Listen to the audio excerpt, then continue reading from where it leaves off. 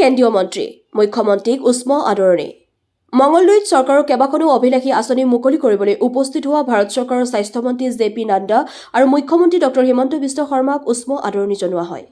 স্থানীয় সাংসদ দিলীপ শইকীয়া, ৰাজ্য চৰকাৰৰ তিনি মন্ত্ৰী ক্ৰমে অশোক সিংঘাল, কেশৱ মহন্ত, প্ৰশান্ত ফুকন, তিনি বিধায়ক ক্ৰমে বসন্ত দাস, ডক্টৰ পৰমানন্দ ৰাজবংশী, আলহাজ মজিবুৰ ৰহমান, প্ৰাক্তন মন্ত্ৰী ডক্টৰ জয়নাথ শৰ্মা, প্ৰাক্তন বিধায়ক গুৰুজ্যোতি দাস, দৰঙৰ আয়ুক্ত পৰাগ কুমাৰ কাকতি, জিলা বিজেপিৰ সভাপতি মুকুন্দ ডেকা, জিলা আগপৰ সভাপতি কমলেশ্বৰ বৰুৱা আদি উপস্থিত থকা এক জনাকীৰ্ণ সভাত কেন্দ্ৰীয় মন্ত্ৰী জগত প্ৰকাশ নাড্ডা আৰু মুখ্যমন্ত্ৰী ডক্টৰ হিমন্ত বিশ্ব শৰ্মাই ৰাইজক উদ্দেশ্যি কি ক'লে শুনক। प्रधानमंत्री मोदी जी के नेतृत्व में और जमीन पर हेमंत बिस्व शर्मा जी के अथक प्रयास से असम की तस्वीर और तकदीर बदली जा रही है और विकास की एक नई कहानी लिखी जा रही है। मुझे खुशी है आप सब लोग ये तस्वीर देख रहे हो। 1-1.5 साल के अंदर ये क्रिटिकल केयर यूनिट 25 करोड़ की लागत से तैयार मिलेगा और हमारे मुख्यमंत्री आकर के उसका उद्घाटन करेंगे। दिलीप सैकिया होंगे जब इसका उद्घाटन किया जाएगा अशोक सिंघल में। ये परिवर्तन, ये क्रिटिकल केयर यूनिट, ये कहां से पैदा हुआ? ये प्रधानमंत्री मोदी जी की सोच से पैदा हुआ। उन्होंने तय किया कि 2010 में 2020-21 में PM अभी यानी Ayushman Bharat health information mission, health infrastructure mission, इसके तहत आज जहां 70,000 करोड़ से ज्यादा खर्च हो रहा है, वहीं असम में हम लोगों ने तय किया है कि 28 जगहों पर क्रिटिकल केयर यूनिट बना करके 25 करोड़ रुपए खर्च करके असम की तस्वीर और तकदीर बदल दी जाएगी। इसके लिए काम करें। ऐसे ही मित्रों, चाहे टाटा मेमोरियल के तहत कैंसर सेंटर का काम चलना हो, फिर आज मैं तेजपुर में गया था, वहां मेंटल हेल्थ साइंसेस के लिए जो काम चल रहा है वो इस बात को बताता है कि चाहे स्वास्थ्य हो, चाहे शिक्षा हो, चाहे इंफ्रास्ट्रक्चर हो, मोदी जी के नेतृत्व में हेमंत बिस्व शर्मा के अथक प्रयास से असम को आगे बढ़ाया जा रहा है, उसको पूरा ताकत है। अभी मुख्यमंत्री जी ने कहा कि ये जो सड़क है ये 4 लेन का काम इस साल शुरू हो जाएगा। ये 4 लेन नहीं होगा, ये विकास की नई कहानी को लिखने वाला होगा। इसको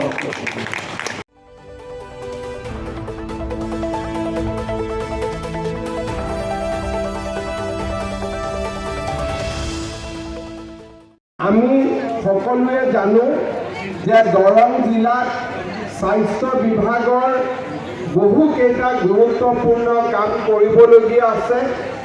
জিলা চিকিৎসালয়ৰ পিছত আমাৰ দৰং জিলাত কেঞ্চাৰ হস্পিটাল প্ৰতিষ্ঠা হ'ল আৰু ভাৰত চৰকাৰে আগবঢ়োৱা আৰ্থিক সাহায্যৰে আজি আমি ইয়াতে এটা ক্ৰিটিকেল কেয়াৰ ব্লক অৰ্থাৎ দুৰ্ঘটনা হওক বা আন ধৰণৰ অসুবিধাত ICU আদি সুবিধা থাকিব পৰাকৈ আমি 23 কোটি 75 লাখ টকা ব্যয়েৰে এটা ক্ৰিটিকেল কেয়াৰ ব্লক আজিৰ পৰা আমি আৰম্ভ কৰিম। দৰং জিলাৰ বাবে 24 কোটি টকা, 28টা ক্ৰিটিকেল কেয়াৰ বৰ্ড আমাৰ ব্লক যদি 30 কোটি টকা ধৰি লওঁ, 30 আৰু যদি আমি 30ক 28 পূৰণ কৰোঁ, প্ৰায় 900 কোটি টকাৰ প্ৰকল্প আমাৰ ৰাজ্যত JP নাড্ডা ডাঙৰীয়াই দিছে আৰু সকলো জাগাতে গৈ আধাৰশিলা স্থাপন কৰা সম্ভৱ নহয় কাৰণে তেখেতে আজি দৰং জিলাত এই কেন্দ্ৰীয়ভাৱে গোটেই অসমতে হোৱা অনুষ্ঠানসমূহৰ আধাৰশিলা ইয়াতে স্থাপন কৰিছে। দৰং জিলাত কেঞ্চাৰ হস্পিটাল হ'ল, স্কিল বিশ্ববিদ্যালয় হ'ল। দৰঙৰ ৰাইজৰ অপেক্ষা আছে যে দৰঙত মেডিকেল কলেজ কেতিয়া হ'ব। মই আপোনালোকক মই আপোনালোকক এইটো কথাই জনাব খুজিছোঁ যে এইবাৰ অসম চৰকাৰৰ বাজেটত আমি দৰঙৰ মেডিকেল কলেজৰ স্বীকৃতি দিম আৰু অহা 6 মাহৰ ভিতৰত আমি দৰঙত মেডিকেল কলেজৰ কামো আৰম্ভ কৰিম।